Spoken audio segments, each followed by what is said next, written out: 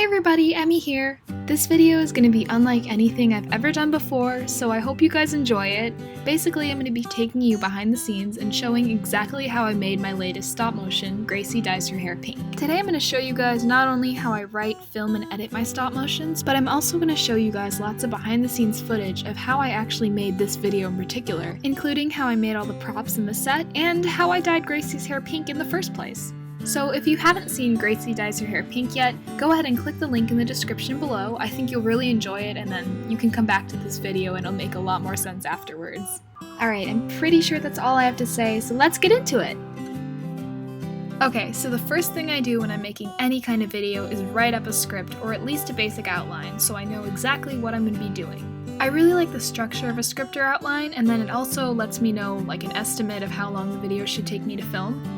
Once I've got a basic plan of what I'm going to be shooting, I start dressing my dolls and getting the set ready. For this video, I decided to do it in a well-lit corner of my room, so I just moved everything out and then started setting up some doll stuff. In this little clip, you can see a bit of the inspiration for this video. I dyed my hair pink a couple weeks ago, and I started wondering, what if my dolls did the same thing? After I've got things set up to shoot, I focus on making props for whatever I'm shooting. I make a ton of the little things you see in my videos, everything from hair dye to guitars to food. Honestly, I think it's really fun to design little doll-sized products and then make them. It's creative and cool. Now that the label design was done, I printed it out and began making the actual little hair dye container.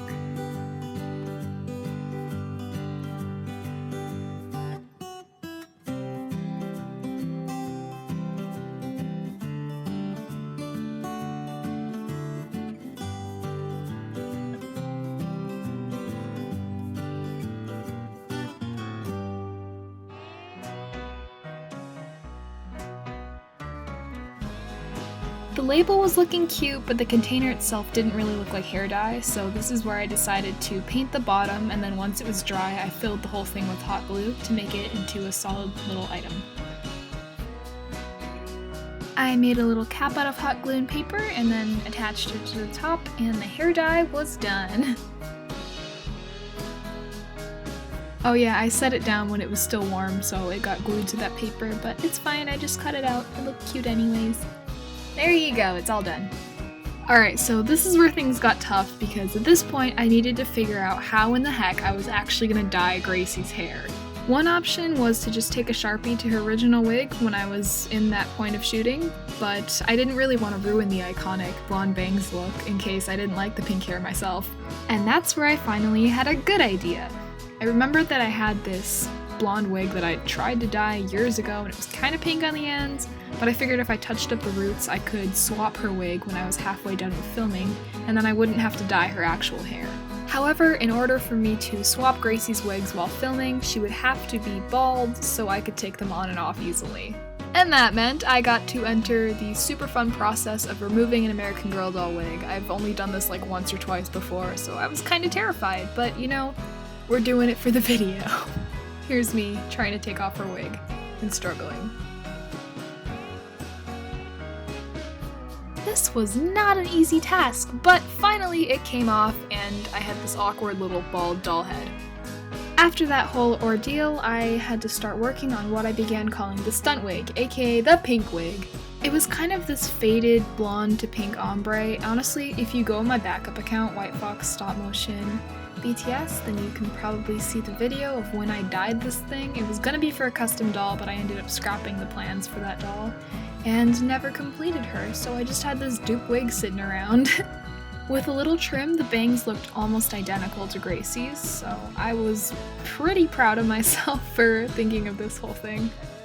This is where another problem arose! Right after I had the wig sorted out, I realized that I had to somehow film Gracie putting dye into her hair, but this dye couldn't be an actual dye because I didn't want to stain her original wig. I needed to create some kind of concoction that would be completely washable and not stain her blonde hair, but it also had to look pink on camera and be identifiable as hair dye. No joke, it took me literally 3 days to figure out how I was gonna pull this thing off, and I finally settled on conditioner and sidewalk chalk. By now you're probably like, Emmy, sidewalk chalk, why would you use sidewalk chalk? Bear with me, I was inspired by that cringy 2014 trend where everyone was putting chalk in their hair instead of actually dyeing it. Yeah, you all remember that stage. Anyways, so I'm blonde, right? And I used to chalk my hair in middle school and it never stained it before, so I figured, why don't I use some sidewalk chalk? It's non-toxic, it'll wash out for sure, and I can combine it with some conditioner to give her hair like a deep treatment mask while it's being dyed. And that's what I ended up doing. So I went looking through our garage and I eventually found some of this reddish pink sidewalk chalk. I just crushed it up and then added some conditioner to create this pink paste.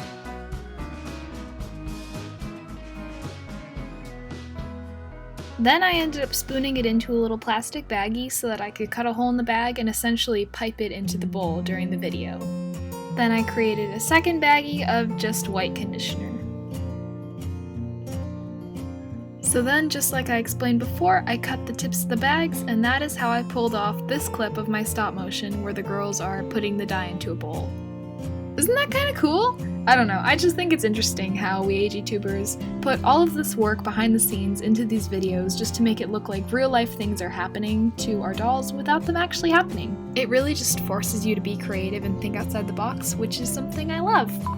Speaking of being creative, in this clip I'm recording sound effects for the video. This is where Maddie was putting the plastic bag over Gracie's head.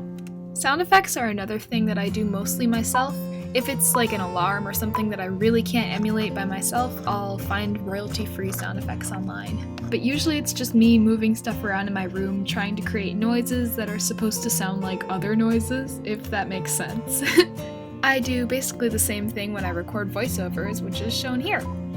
Yay, pink hair time! That's right, I do all the voices, or should I say, I do all the voices! I do all the voices. You do all 10 voices? That's crazy! Oh, it's not crazy, it's just fun. By the way, if you recognize the 3 that I just did, I am very impressed. And with that, I think I've covered everything that I wanted to talk about in this video. If there was something you found interesting or surprising, drop a comment down below. I'd love to hear your thoughts on it.